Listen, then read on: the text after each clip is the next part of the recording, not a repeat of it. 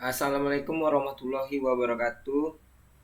Perkenalkan saya Rifan Hanafi dari Lokal TIF B19 akan menjelaskan algoritma VCVS SJF non primitif dan SJF non primitif. Di sini saya akan menjelaskannya penjadwalan proses. Penjadwalan CPU terjadi pada sistem operasi yang mempergunakan multi-programming. Penjadwalan berupa kumpulan kebijakan untuk menentukan proses mana yang harus dikerjakan CPU dan beberapa lama proses tersebut berjalan. Tujuan menjadwalkan adalah mengusahakan agar CPU tetap sibuk pada saat CPU menunggu operasi I/O sekunder menyeleksi proses di main memory yang memiliki status ready untuk dieksekusi. Penjadwalan tipe ini disebut short time scheduler. Pada short time ini dikenal dengan nama dispatcher. Tipe-tipe penjadwalan short time scheduler, ready and running, medium term scheduler, suspended and ready, long term scheduler, batch new ready. Di sini ada gambarnya penjadwalan jangka menengah. Ada batch queue, ready queue, suspended, blocked queue, CPU, suspended, ready, QAQ.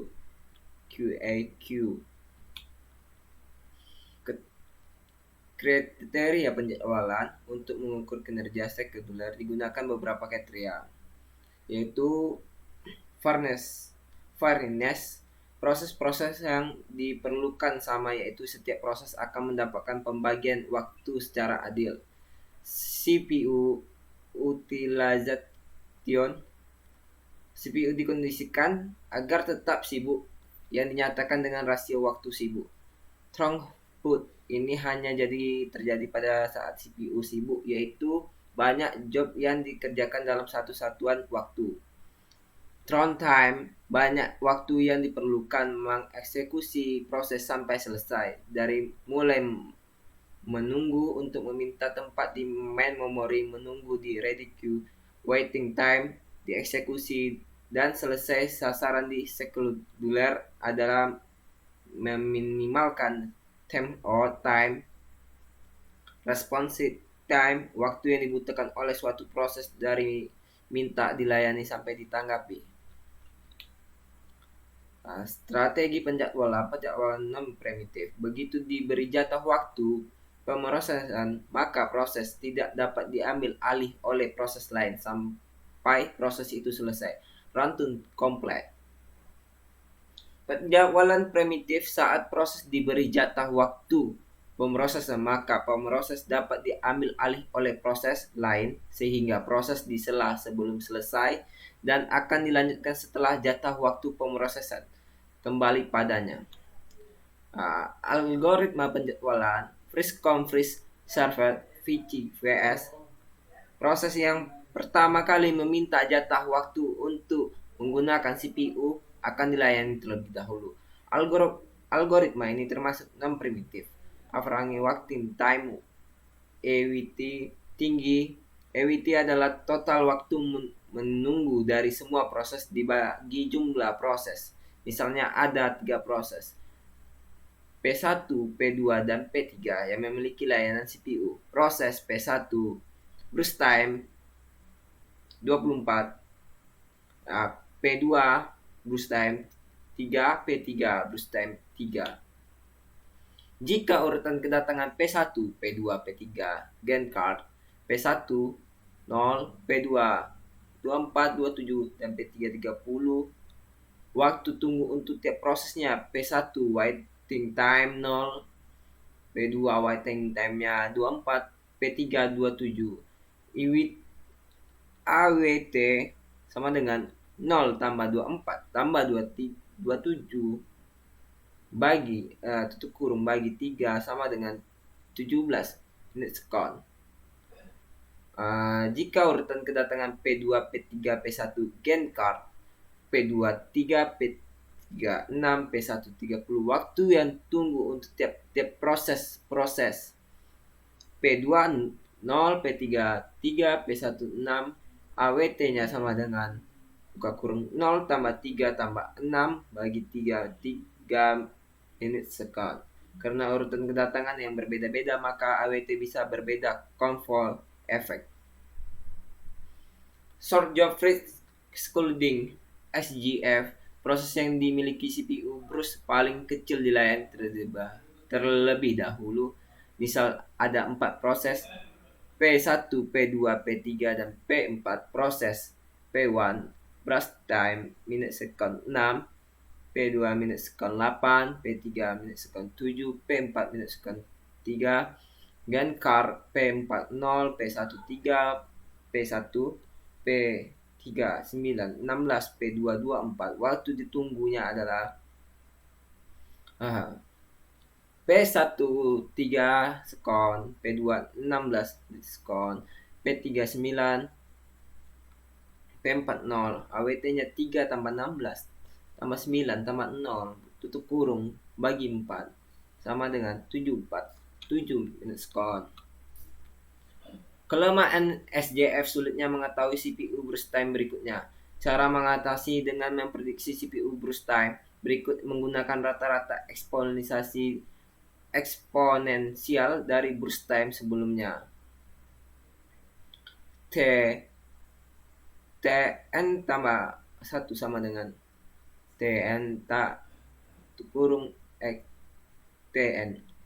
Panjang CPU burst yang diperkirakan panjang CPU burst sebelumnya, panjang CPU burst Kn yang sedang berlangsung, ukuran perbandingan antara Tn dan dengan Tn n tambah 1 0 sampai 1. Sebagai contoh CPU burst dan Anda telah melihatnya. Contohnya pada awal T1 sama dengan 6 dan T10 10 sehingga 0,5 kali 6 tambah tutup kurung 1 kurang 1 kurang 0,5 atau tutup kurung kali 10 sama dengan 8. Nilai ini akan digunakan untuk mencari T3 0,5 kali 4 tambah buka kurung 1 kurang 0,5 tutup kurung kali 8 sama dengan 6. Penjadwalan SJF non-primitif juga primitif. Misal ada pada proses P1 yang datang pada saat P0 sedang berjalan.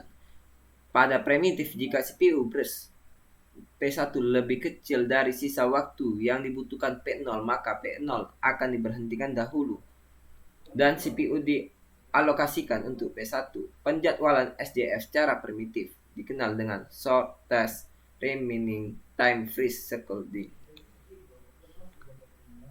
Misal terdapat 4 proses. Proses arrival time 08, 1, 4, 2, 9 dan arrival time P4 3, rest time 5, Gantt chart.